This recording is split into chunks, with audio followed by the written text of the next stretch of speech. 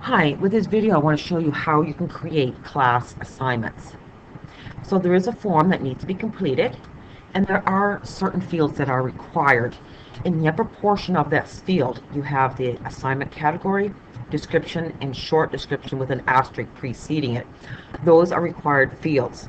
In the bottom portion, even though it does not have an asterisk, due date is a required field. So in our assignment category, remember with this course I had 5 tests, so that means I need to create 5 assignments, 1 per test. So this is where I'm going to put in that 3-digit code. If it's on your course outline, you can just type it in.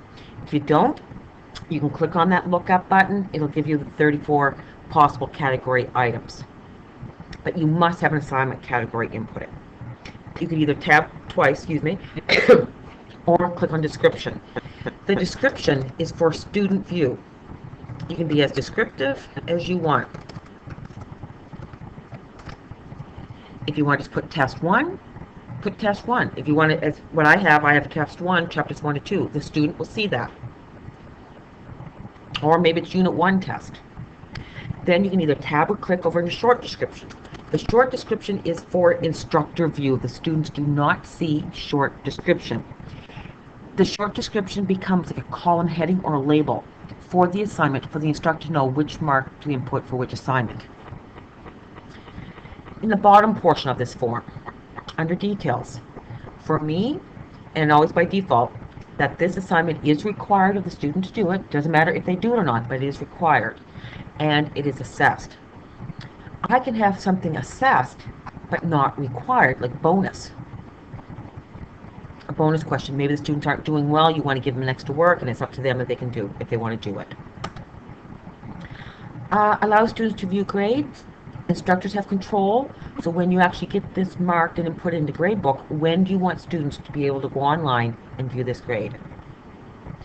Maximum points, weight and points. Maximum point is what mark are you going to record for the student. If you're an instructor who marks everything out of 100, and everything is weighted average, then your maximum points and your weighted points will always be the same number. So when I type in my maximum points and hit my tab, this is the only thing you have to watch. The weighted points will automatically fill with the same number. So this test, I'm just going to say, when I record the mark, I'm going to record the mark out of 100. Weighted points, because it's the same number, it means I'm going to put everything in a pot, do actual or possible, and take the percentage. Due date. Due date is when you handed the assignment out. It is not a required field. Excuse me, begin date is when you handed the assignment out.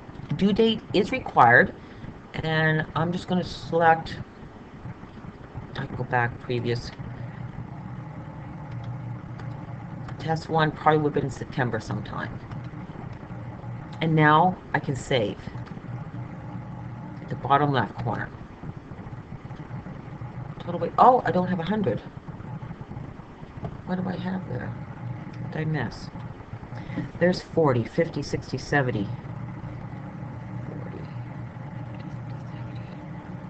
40, 80. Is that right? I think that's right. Well, at least it prompted me. I don't know, that was just a quick adding. There, which was a good to see that it will check to make sure my category weights equal 100%, very similar with IDMS. I'm going to still stay on this. Now, if you're a type of instructor that records raw scores, like me, then what I marked a test out of, 32. So I'm going to record the student's mark out of 32.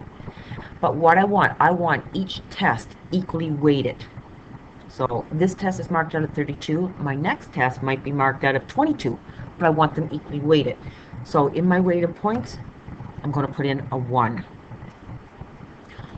That's another scenario. What if this first test, I'm just going to click back here for a second, my tests are worth 15%. Let's say out of that 15, I want this first test only weighted at 2% of the 15. they're not equally weighted, then maybe when I go to my second test will be 5. So that's already 7% of the 15 being used. So they do not have to be equally weighted. It's instructor choice.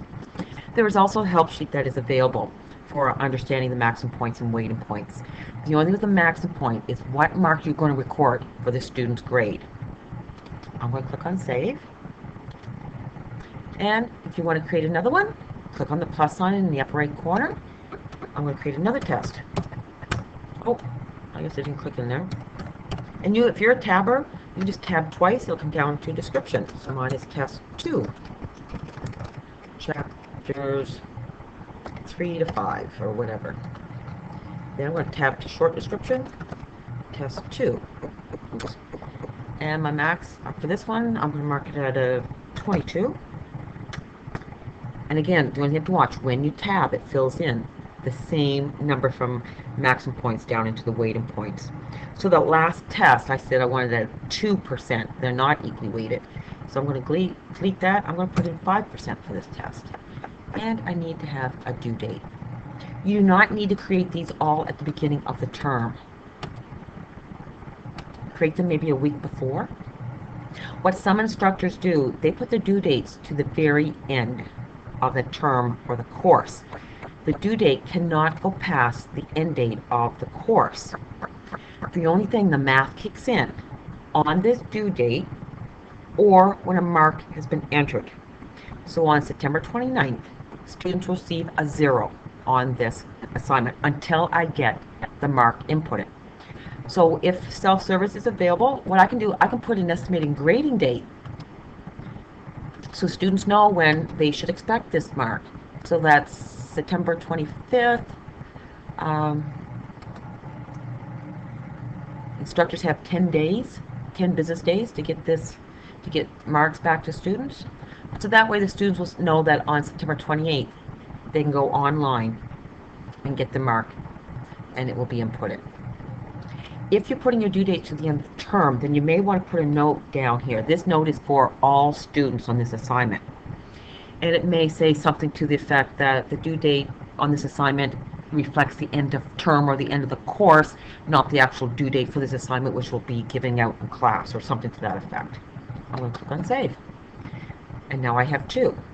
I can click on the previous button, and there's my test 1, or I can go to the next button, or I can click on View All. And I can scroll down, it'll run them vertically.